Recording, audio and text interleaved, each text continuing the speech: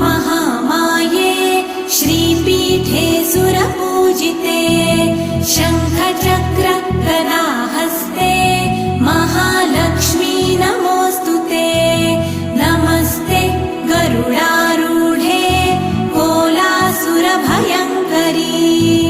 सर्वपाप हरे देवी महालक्ष्मी नमोऽस्तुते महादेव्यै च विद्महे विष्णुपत्न्यै च धीमहि तन्नो लक्ष्मी प्रचोदयात्।